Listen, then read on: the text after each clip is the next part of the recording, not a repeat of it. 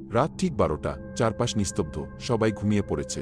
কিন্তু আরিয়ান এখনও জেগে আছে। সে একা তার ঘরে বসে ফোন স্ক্রোল করছে। হঠাৎ তার ফোনে ভেসে উঠল একটি কল, প্রাইভেট নাম্বার। আরিয়ান একটু অবাক হলো।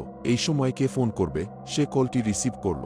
ওপাশ থেকে ভেসে এলো খুব ধীর একটা কণ্ঠ, তুমি এখন একা, তাই না? আরিয়ানের মুখের হাসি মিলিয়ে গেল।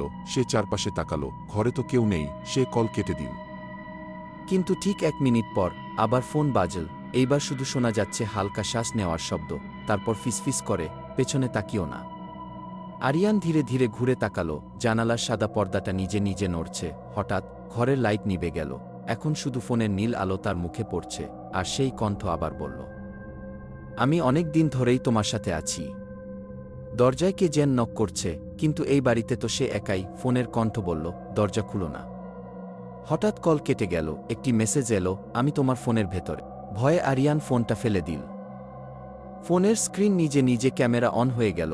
স্ক্রিনে দেখা যাচ্ছে আরিয়ান দাঁড়িয়ে আছে, আর তার ঠিক পেছনে একটা লম্বা কালো ছায়া। তারপর সবকিছু অন্ধকার। পরদিন সকালে ঘরে শুধু একটি জিনিস পাওয়া গেল, আরিয়ানের ফোন। শেষ রেকর্ডিংয়ে শোনা যায় একটা কণ্ঠ ধীরে বলছে, এবার তোমার পালা।